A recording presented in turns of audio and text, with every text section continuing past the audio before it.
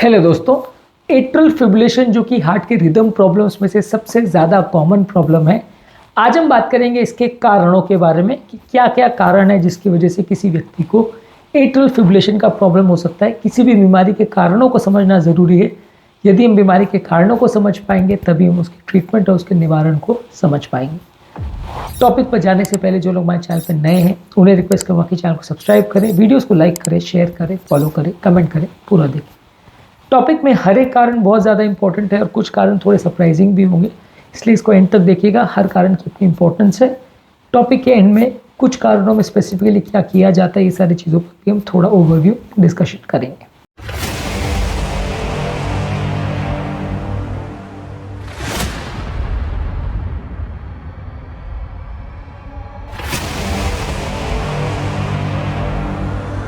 सबसे पहले और इम्पॉर्टेंट चीज़ है, एज की वजह से एट्रियल फिब्रिलेशन होता है। हर व्यक्ति जिसकी उम्र ज़्यादा है सबको एट्रियल फिब्रिलेशन होगा ऐसा ज़रूरी नहीं है, लेकिन जैसे जैसे उम्र बढ़ती जाती है हार्ट के सर्किट्स परमानेंटली डैमेज होने लगते हैं, जिसकी वजह से रिदम प्रॉब्लम्स होने का चांस बढ़ जाता है।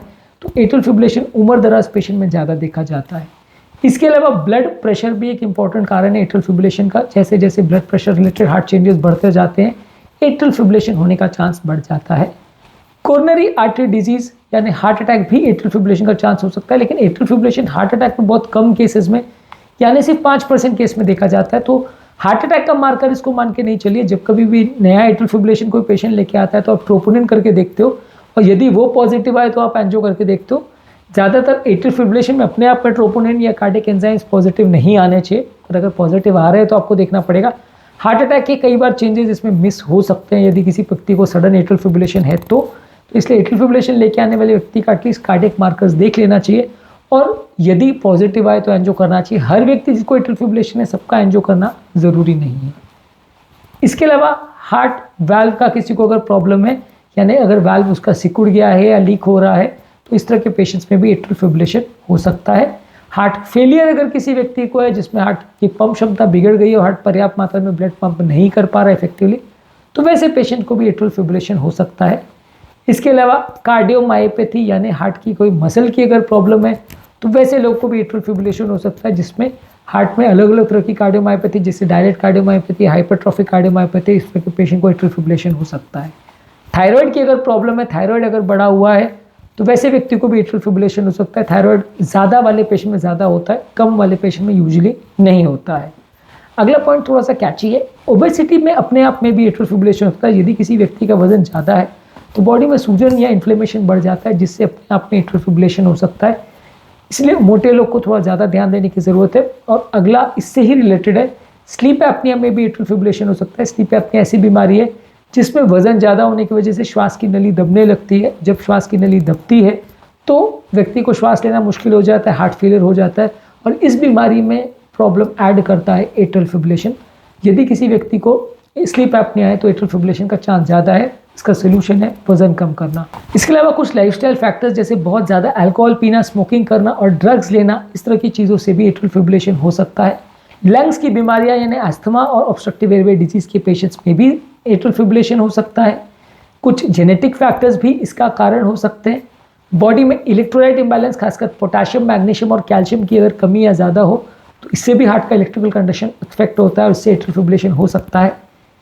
लास्ट का पॉइंट थोड़ा सरप्राइजिंग है, स्ट्रेस के वजह से भी या इमोशनल ट्रॉमा की वजह से भी या साइकोलॉजिकल प्रेशर की वजह से भी एट्रियल फिब्रिलेशन हो सकता है। ये भी एक रेयर लेकिन इंपॉर्टेंट कारण है जिसकी वजह से एट्रियल फिब्रिलेशन हो सकता है, लेकिन ये ज़्यादातर उम्र दराज लोगों में होगा। यंग पेशेंट जिनके सर्किट्स पूरी तरह से नॉर्मल है, उनको स्ट्रेस से एट्रियल फिब्रिलेशन हो जाए थोड़ा अनयूजुअल है कई बार, लेकिन हो सकता है। लास्ट में लेकिन ये भी है कि कई पेशेंट ऐसे होते हैं जिसमें कोई भी कारण नहीं मिलता है, आप सब जाँच करते हो, सब कुछ नॉर्मल मिलता है। इसको लोन एट्रियल फिब्रिलेशन बोलते हैं, जिसको हमने एक सेपरेट वीडियो में डिस्कस किया है। ये भी एक इंपॉर्टेंट इशू है कि कई बार बिना किसी कारण के भी एट्रियल फिब्रिलेशन होता है, जहाँ सब जांच के बाद भी सब कुछ नॉर्मल आता है। टॉपिक का ओवरव्यू है कि एट्रियल फिब्रिलेशन है तो बहुत कॉमन बीमारी है, बहुत अलग अलग तरह के इसके कारण होते हैं, अलग अलग पेशेंट्स में अलग अलग इश्यूज हो सकते हैं। अगर आप कारण को ठीक कर देते हो तो काफ़ी हद तक बीमारी को कंट्रोल कर सकते हो। हालांकि पूरी तरह वो ठीक हो जाए ऐसा ज़रूरी नहीं है। आपको एट्रियल फिब्रिलेशन का भी ट्रीटमेंट करना पड़ता है, बीमारी का भी ट्रीटमेंट करता है, दोनों को साथ में करेंगे तो ज़्यादा फायदा होगा।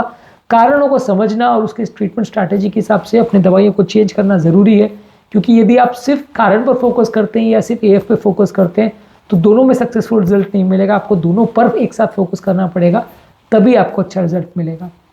उम्मीद करूंगा कि आज के टॉपिक में कुछ नई बातें जानने को मिली होगी। एट्रियल फिब्रिलेशन पर हमने काफ़ी बड़ा वीडियोस का सीरीज़ किया, बहुत सारे वीडियोस किए, सभी को आप चेकआउट करेंगे तो बीमारी के बारे में काफ़ी कुछ जानने को मिलेगा। उम्मीद करूंगा कि टॉपिक में कुछ नया जानने को मिला होगा।